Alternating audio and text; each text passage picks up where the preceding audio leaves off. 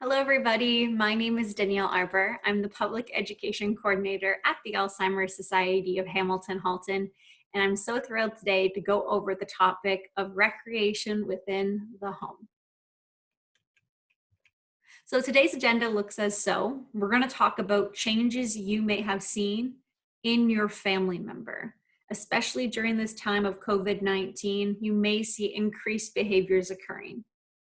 We then are going to talk about the different emotions that not the person with dementia is feeling, but you yourself have been expressing and feeling through this time, followed by what to do. What are some activities that we would suggest you to do with your family member?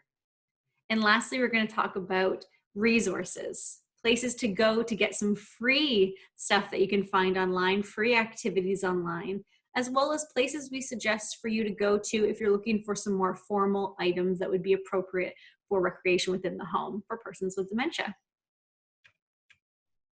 So the journey of dementia it's difficult, right? Being a carer or a family member, a friend for somebody going through these changes is a very difficult time.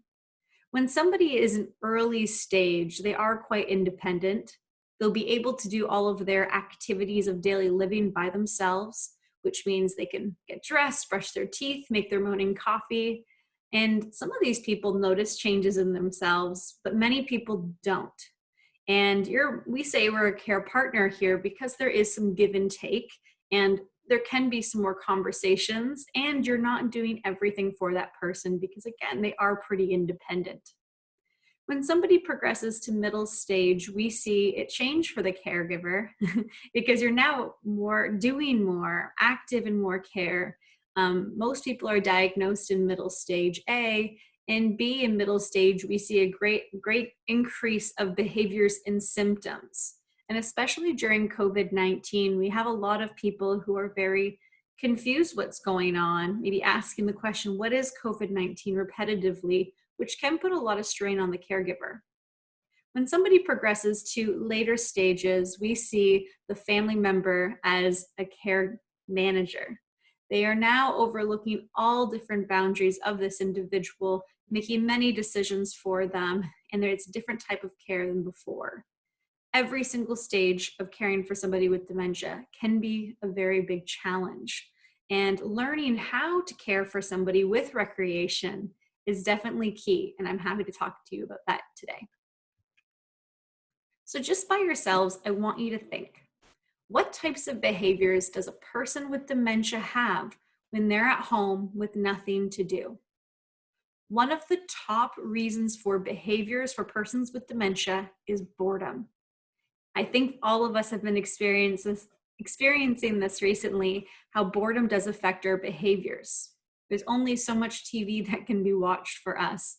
There's only so many times we can go for walks, right? We are craving new. But persons with dementia experience boredom before COVID-19 was even a thing. And this is where we also have always seen behaviors come through. But I want you to think to yourself, what are some of the current behaviors I am seeing from my family member or friend? I'll give you a list. Some of the associated behaviors we hear commonly from carers are rummaging, hoarding, and hiding. Restlessness, can't sit still. They're up, they're down, they're in the other room, they're switching their sweater. Suspicion and paranoia, they're suspicious of you and things that you are doing with other people, talking about them, taking money, things like that can occur. Wandering, they want to go outside and they want to go inside. They want to go somewhere else and exploring new spaces. Repetition. What's COVID-19? I don't understand. Why can't I go outside? Why can't we go to our daughter's house? Agitation and frustration. Getting a little more frustrated and stir crazy. Apathetic. So refraining from doing things, watching TV all day, every day, napping all day, every day, as well as sleeping all day, or all night, so not having a lot of energy to do certain things. And lastly, inappropriate behavior. Inappropriate behavior can mean a lot of different things. Even, for example, it could mean, I could ask my dad, do you want to go for a walk? And he says, I'm not hungry. So it's just inappropriate kind of to the concept that I'm saying. And every time I ask my dad a question, it's always no, no, no, no, or yes, yes, yes, yes, but really doesn't understand what I'm asking of him. So maybe you've seen some of these changes before. We can, of course, add a lot more to this list, but these are some common ones we do hear. So I'm going to then ask you, during COVID-19, have any of you experienced any of these symptoms? Even before COVID-19, have you experienced any of these different behaviors? And the answer is probably yes. We've all rummaged, we've all hoarded, we've all hid. We've all been restless before, more than ever now. We're suspicious. If we hear our name, we immediately think negatively. Wandering, I've been in and out of different places in my home, trying to think that something's going to change all of a sudden, but it doesn't. We've all repeated questions. When is this thing going to be over? Oh, when can this go back to normal? Agitation and frustration. I bet all of us are kind of feeling that 6-week itch kind of coming through. Apathetic. Some days we want to do nothing. We want to sit at home and we just want to watch TV. And of course, we've all been inappropriate or known of somebody that's been inappropriate before in some type of way. So really, these behaviors actually are not dementia specific. They are human specific, and they can affect anybody. So these different symptoms we actually say are responsive behaviors, which means there is a cause for the effect. They're not just doing this because there is a reason, and there can be a lot of reasons for it. So whenever we see a certain type of change or behavior from a person with dementia, I always ask myself 3 things. The first one is, what am I seeing? Are they pacing? Are they yelling? Are they retracting and saying nothing? My brain then works like a Rolodex of why. There's no one reason for a behavior, but there's multiple. Are they hungry? Are they hot? Are they angry? Are they stressed? Are they bored? And the last question is how? How can I help? My mother taught me 3 very important things in life, and maybe your mom was the same. Keep your hands to yourself, treat people how you want to be treated, and the only person you can control in your life is you. So using these 3 skills, how can I help? I can't change a person with dementia, but I can change how I help them. And that's what we want to focus on. Not them, but you. Focus on you. How can you help? So reasons for behavior can be multiple different ways. So a first one could be an expression of an unmet need. Now, how many of you are really happy when you're hungry? Not many of us. I know for myself, I'm definitely not my smiley self when I am hungry. When I'm hungry, I'm a little agitated. I'm a little frustrated. I'm short-tempered because I have an unmet need. Now, persons with dementia, why they might not know that they're hungry, because you may ask them, would you like a sandwich, Mom? Why she says no, even if she's hungry, is what controls your knowingness of hunger, your brain. And dementia does affect this. And so when the brain is not able to kind of communicate with the rest of your body, including your stomach in this example, then we don't know that we are hungry. However, the number one way you can get information to a person with dementia is visually. So you'll notice sometimes that if they see the food in front of them, they'll finish the plate. But when you ask them, do you want something to eat? It doesn't actually register in their brain, and they might just say no. But nonetheless, you're seeing a behavior due to hunger. Same thing could go for being too hot or cold, which can definitely be uncomfortable. And the same thing if somebody has to go to the restroom, both going, urinating or a bowel movement, very uncomfortable situations, and they may not know how to relieve themselves. And what happens is we just then see behaviors come through. Another reason is form of communication. It's definitely very challenging to hear your family member or friend use words they never would have before, and they're just trying to communicate. Unfortunately, we don't hear as many pleases and thank yous for things that you guys are doing for the person with dementia. We hear sometimes not so friendly of words. And that could be due to many different reasons, but they are just trying to communicate and it can come off unintentional. Environment, their environment plays a huge, all of our environments play a huge factor into our behaviors. When I'm around a lot of people, I feel overwhelmed and I might get a little bit more anxious. Persons with dementia, they're not able always to differentiate their different senses. So what happens is when the TV's on and you're asking me a question and I have dementia, I'm having too many stimuli coming at me at once. So I can't hear you when I have the TV on. It's too much information to be processed. So I might get frustrated and raise my voice, or I might retract and say nothing, which is the typical fight or flight reaction here. So my environment needs to be calm if I want to be calm. If I'm getting worked up as a person with dementia and my husband was to get worked up with me, that's going to create a very worked up environment. Well, if he stayed more relaxed as my caregiver, I'm more likely to relax with him. So environment plays a huge factor. So making sure we're having less noise, less distractions when we're trying to communicate or even do an activity. Triggered by approach. Person with dementia, their eyes do not change, but the way their brain takes in information can. So a really cool thing that I learned is a person in early stage dementia loses their peripheral vision. Somebody in middle stage goes binocular, and late stage is monocular. So when I approach somebody from the side, I may startle them. If I'm showing a piece of paper to the side and I'm looking straight, I can't see it.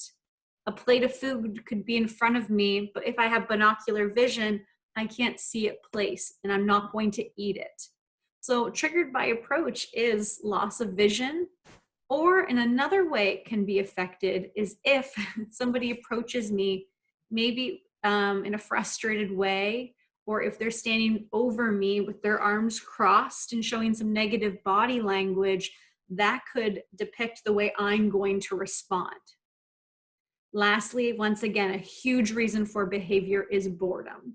And for some of us, boredom will lead to trying to find a way not to be bored, puttering around, getting into things, or being frustrated in general. It all depends on your natural personality type. Boredom's definitely the biggest one. Common feelings that I hear from caregivers when we're talking about recreation. They need to do this themselves because they need it. Not a great strategy for family members and friends to do for a person with dementia is to do testing. I hear this example quite often. If the person with dementia asks me what day it is, and I say, well, it starts with an M. It's not Sunday, it's the day after. I'm doing a little bit of a test, and that's not helpful for the person with dementia. You think that it is, but I'm pretty much treating them like they're a child. If any of you asked me what day of the week it is, and I said, it starts with an M, what do you think? You might not take that very well because we're talking adult to adult. That's not the way you talk to an adult. If you asked a question, I would respect you enough to give you that answer of, it's Monday, instead of making you guess. For a person with dementia, when you're asking them to guess or you're challenging them in this way, potentially, we might see an increase of their stress and frustration, which is unhelpful to their memory. So it's actually counterintuitive or counteractive of what you're actually trying to do. So let them do what they can do. It's hard to notice changes in our family members. It's hard to notice that things are not the same as they used to be, but they are trying their best. And if they stop an activity and never go back to it, sometimes it's because it's too hard. And testing them and challenging them sometimes is not the best strategy to help them. Why aren't they listening to me? Language is huge, and sometimes we use 3 strategies that we notice don't work very well, which are the strategies of teaching, explaining, and rationalizing. Persons with dementia don't thrive in these 3 skills, and when you constantly use them, you'll see them not be set up for success. So why aren't they listening to me? Because I told them how to play the game. I showed them how to bake the cookies. I showed them where the calendar is. Again, these are teaching, explaining, and rationalizing tools, and they're not listening to you, but it's just not being processed, which is affected by their diagnosis of dementia. They used to enjoy doing this. Why not now? Because things have changed. You know, if they did not have this diagnosis, they potentially could have still been able to enjoy whatever activity they used to. But none of us like to do things that are too hard. When an adult is most likely given something too hard, we just stop doing it because we don't like to challenge ourselves the older that we get. So remembering when they don't do an activity or stop doing an activity that they always have done, reflect and see, can I make this activity fit the need of this family member or friend today and what their abilities are today? Because is it too hard? Because again, explaining, teaching, and rationalizing aren't working. And lastly, especially during this time, I know you need a break more than ever, and you can be limited. For those of you that had a family member going once or more times a week to a day program, having respite within your home to give you a break, having family or friends to lean on during this journey, you might be limited, and that is really, really hard. If you can take a minute to go to the washroom whenever you need it, just to take a few breaths and relax, try that technique. I know that's not fixing anything, but you do need a break naturally from just any type of relationship, dementia or no dementia. And it's normal to feel like you need space. So try to create it if you can, but I know this is harder than ever. So emotions and feelings you may have always felt being a caregiver, and maybe it's exemplified more than ever.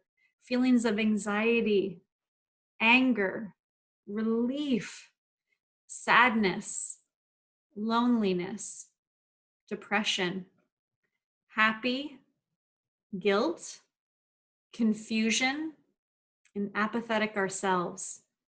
A very wise and important woman in my life has always told me no feeling is a wrong feeling. And I want you to know that it is okay to feel these range of emotions, and good and bad and roller coaster up and down, not to lighten it, but it is quite normal to feel different every day and to be happy, then guilty, then sad and frustrated and angry, perhaps all at the same time. But please let yourself feel these emotions first, and then they will pass. If you need to go for a walk, if you need to have, a nice tea, if you need to read by yourself, if you need to listen to music independently, whatever you need to do to help decrease these feelings that you are feeling, because if you build them up and don't deal with them, they will be taken out on somebody that you don't want it to be. And in many cases right now during COVID-19, it could be projected on the person with dementia who has zero control over what they're doing. So with recreation, a big question a lot of people say to me is, this isn't working. Tell me how this is going to work. And what I realize a big gap that you're experiencing is lack of connection with your family member. Most adults, when they go and try to connect with another adult, you do a lot of this. You do a lot of talking, and what's successful is when you bond. What's successful is that you feel you have a heart-to-heart in some way. You felt the same in some way. And this doesn't work as well with persons with dementia, because that's not the number one way they connect. The number one way they connect is visually, and connecting through their eyes and what they're doing and what they're seeing. So try to make sure you're focusing on your connection and connecting where the person with dementia is today, and not correcting. Try not to focus on, Dad, no, this is how you do it. I showed you. You're not listening to me. But at the end of the day, If my dad played Go Fish wrong and he played the wrong card, does it matter? No. I know why it's difficult for you. That's why you're feeling these emotions. You're stopping yourself here, which is so natural, but very difficult to kind of overcome. But what's important is that my dad and I are sitting and that we are doing something together and that he's relaxed. That's important, not the fact that he's playing the game right or wrong. We have to acknowledge what their weaknesses are. Are they able to play this game? Are they able to have an attention span enough to play said game or do said activity? What do they enjoy? We have to take ourselves out of this. It's not about me. And I know as a caregiver, it seems to feel like it's never about you. And I understand that. But with recreation, it's what they like to do. It's going to keep their attention for whatever amount of time we have. So what do they enjoy doing? And lastly, what are their current strengths? Not their strengths from in the past. Unfortunately, we have to kind of oversee those, but we have to focus on their strengths today. What can my dad do? What does he like to enjoy? What would be something that he would benefit from? Another thing that might need to be shifted is your expectation as a caregiver. Sometimes we expect this perfect result of what it used to be, because if we got what it used to be, then everything's fine and it's fixed. Dementia doesn't get fixed, unfortunately. And so my expectation with visiting my mom might be that she smiled, might be that she held my hand, might be that she laughed, that belly laugh that I've always known. That's my expectation, rather than we talk about something, she helps me deal with my emotions because she always has. But with dementia now, I can't expect that from her.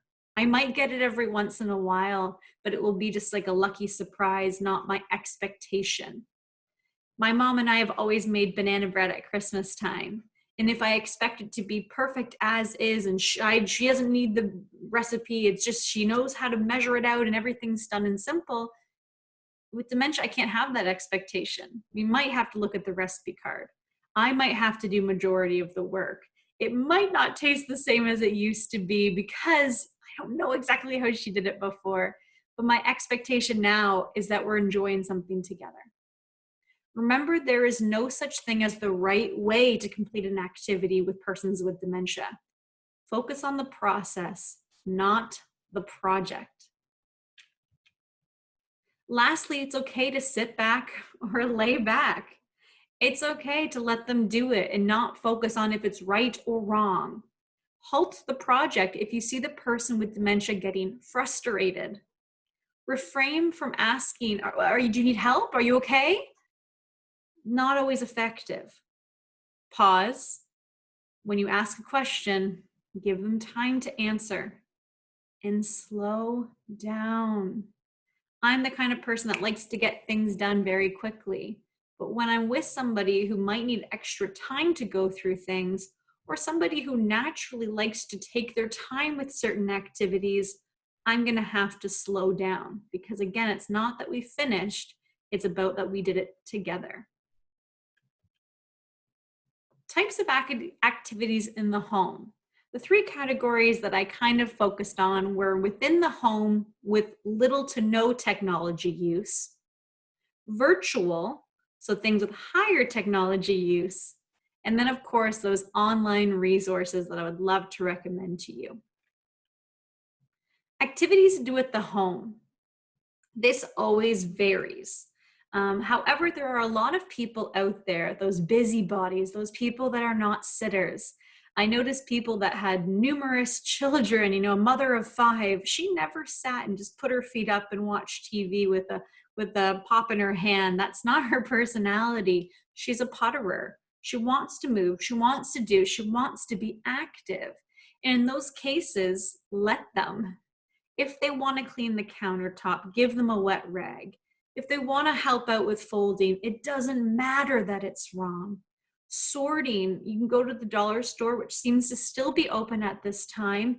You can get some buttons or things that they can sort out and put into different categories. And if it's wrong, it doesn't matter. Helping with any type of activity in the home. Can you hold this for me? That I would really appreciate if you could help me bake the cookies. Outdoor activities such as gardening, they can help do some things like that. Listening to music that they enjoyed. The best type of music we would say is when they were in their teen to 20 years. Those seem to be the ones that pop up the most. So we want to find that from back then, that music. Light massages on hands or extremities, right? This is a wonderful way of connecting without words. Photo albums from back when. We're not talking about Christmas of 2019. We're talking about Christmas from 1967 because they keep talking about that trip that we took in 1967. So I notice his memory might be kind of around that era. So those are the photo albums I'm going to be picking up. And lastly, some word games might be fun for people to do within the home. An interesting project that the Alzheimer's Society of Haldeman, Norfolk, Brant Hamilton, and Halton have actually developed is giving out activity kits, printable activity kits for you at your home. So if you are interested in different activities within your home, such as word games, math, trivia, drawing activities, please contact your counselor or contact your local office and ask to get the activity kit that is printable at home. If you've ever heard of the Montessori approach, you may think of children because there's Montessori schools for children that are out there. Maria Montessori was a female physician that, yes, worked with children, but her method is quite universal. It can be used for many different types of people, not just children. What Maria Montessori was really focusing on was breaking down activities to fit the person's need today and letting the environment benefit the person who you're caring for, whether it be children, whether it is persons with developmental disabilities, or persons with dementia. What are their needs and how can I fill them? That's the Montessori approach. So things like folding is a Montessori activity as long as that person can do it and is enjoying it. The biggest thing is making sure we're not telling people what to do. I always say, if you treat somebody like a child, you're going to get a childlike response. If you talk to me like a child, I will respond in a childlike manner. So we have to make sure we are asking people and breaking down activities to help set them up for success. So instead of saying, Mom, try this puzzle, I would say, hey, Mom, I'm going to do this puzzle. Do you want to join me? It's a more comfortable way for her to jump in. It doesn't put any pressure on her. It allows her to make the decision. And maybe she says no, or maybe she just watches. And that is okay. At least we're doing something together because next time she might feel comfortable to join in. When we talk about activities, we want to break it down into parts. Mary, would you help me, please? Let me show you how to do this. Okay, Mom, pick up the bowl first. Okay, we're going to get the flour into the bowl. Let's go from there. Okay, pick up the bowl. Here's the flour. Dump it in. Step-by-step instructions are more effective for persons with dementia rather than telling them all the instructions at once or telling them again what to do. Mary, would you help me? And let me show you. In a positive manner is more effective language. We want to decrease the number of steps when appropriate, and one-step activities can be great too, such as going for a walk. Here are some examples of some at-home activities that you can do with things that you already have. The top corner, you'll see where there's the shoe and it looks like a passport and a couple of photos. I believe it's on your left.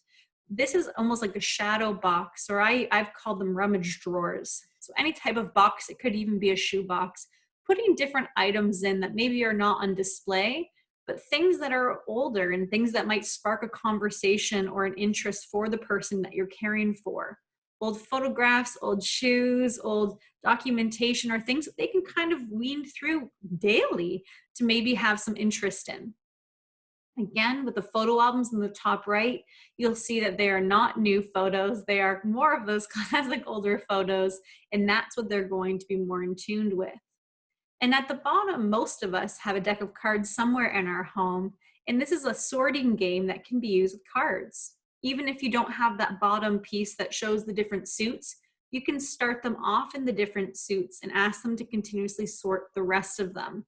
If they liked cards, this is an easier activity for them to maybe partake in. Other activities that may be fun, this was an idea that I got from the Alzheimer's Society of Toronto, just having a regular bag at home and putting a number of different household objects in it. You then can print them off on a piece of paper, the different names of the objects, or even write them down, preferably with a pen and a big black marker if you have one, not so much just a pen that's harder to read, or a pencil, but having the words written out and saying, here, find the golf ball.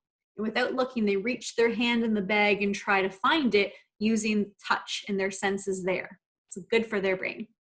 Some other activities that you could do at the home, you will need a computer or in a printer, or have somebody that can do this for you, is make activities for yourself.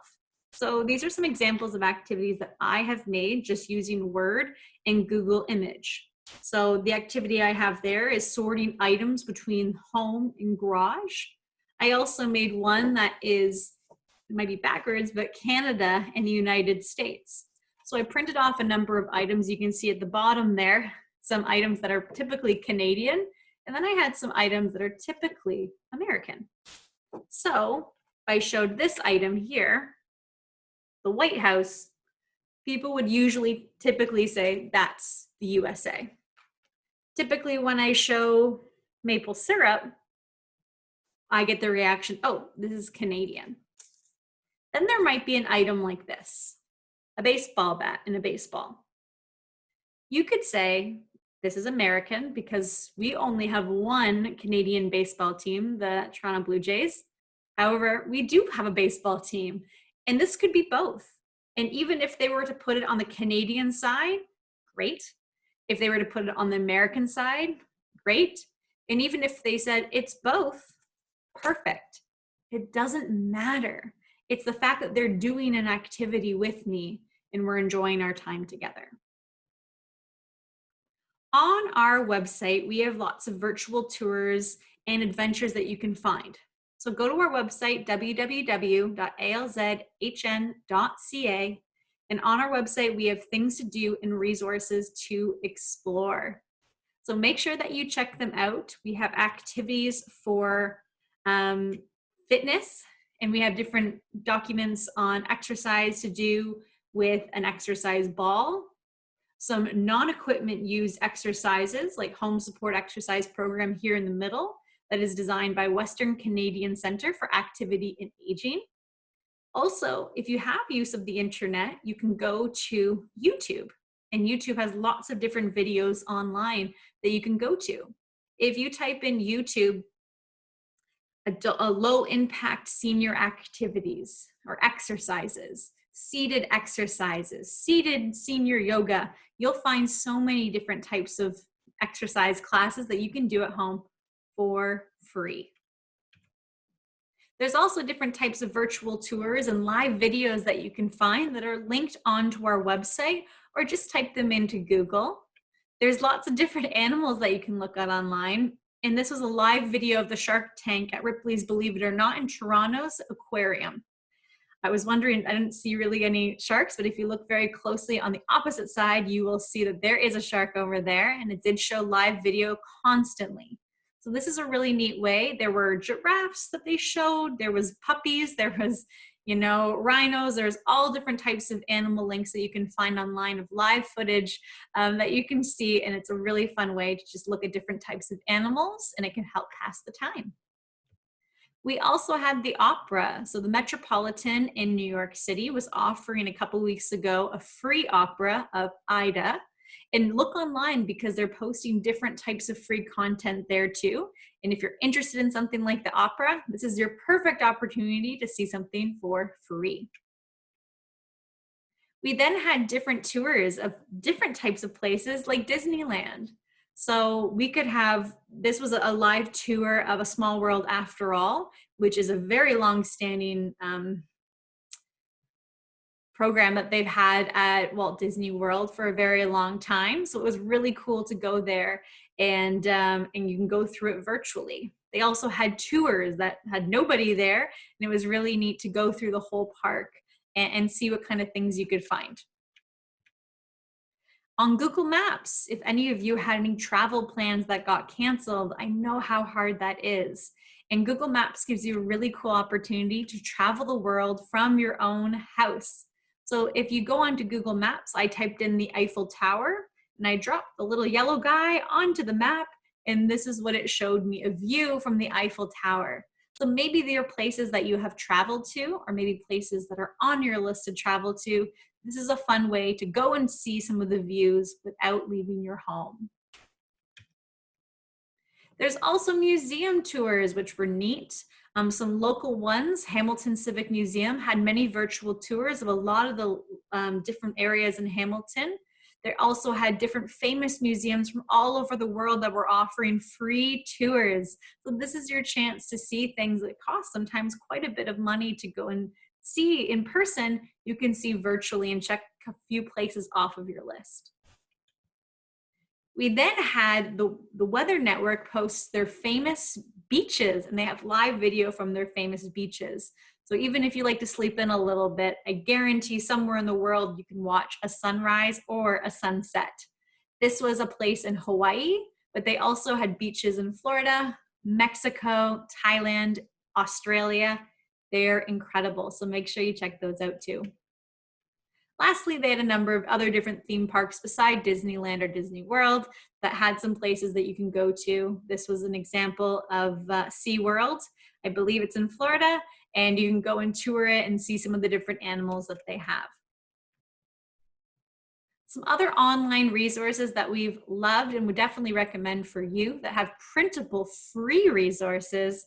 Our website has a few things, so make sure you check it out. Keeping Busy is a wonderful, wonderful group that has lots of free printable drawing areas, games, fun activities for you to do. That they do have some for fee, but they also have some great ones that are for free. Dementia Ability is a local organization that has amazing work when it comes to dementia recreation activities. And they had lots of really, really cool things on their website that they've always had free printable activities, but they also have some really cool links, such as their Older TV, which links you to some really cool YouTube content of older shows, I Love Lucy, some older plays and things that are all together. So you can check that out again for free. If you're ever looking to order some things online, here's some other websites we would recommend. Keeping Busy, again, a wonderful company that has lots of different activities that you can purchase. CDS Boutique is a Canadian company. I believe it's out of Quebec, and it has a wonderful array of different activities that you could purchase, such as different puzzles, books, things like that. Dementia Ability, once again, has amazing work. They have different books. A book that I have here that is through them. Make sure that it is adult content books, very large print, and you'll see that there's only words on one page. Why is this important? Is it's less confusing for the person with dementia to know where they are. So they just have one page of work. There's sometimes questions, prompting questions for discussion, and really good content, and really, they're not too long. It's, I believe, about 30 pages. You can read half of it, you can read all of it, or you could help read it to them. Active Minds is a wonderful company out of the UK. So, it might take a little bit longer to get here, but they have wonderful resources that I really love, some really fun activities and games. But they also have different items, like at the bottom here, you'll see a couple of painting sheets that they have that actually you don't use any paint. It's just dipping a brush in water. And once you go over the painting, it will change color automatically. So this would be great for somebody maybe a little bit more middle to later stage in their journey that would be able to have something show up, lots of color, and feel like they're doing something with less pressure of color coding and making it perfect. We also have the Alzheimer's Society of Canada store. Make sure that you check out the Canadian version, which is .ca, not the American version, which is .com, because they will have a very different shipping rate. So make sure you check out the Canadian version and see what they have online. And also we can trust our handy dandy Amazon. With the delay in COVID-19, we might have some packages coming a couple weeks later. But if you check them out, see if how long they will take.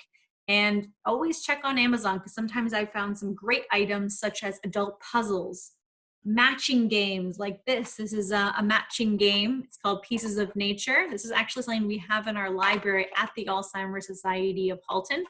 And there's all these tiles, and you'll notice that they are adult tiles. So they have a bunny on there, and it's not like a cartoon bunny. It's a real bunny, an American alligator, again, not cartoon. And they would be flipped over. And again, it's just a typical matching game, flipping and seeing if you found it. But they don't look kitty, and that's a big piece to that. You can find items like this, again, on Amazon or a number of the different websites that we suggested for you guys.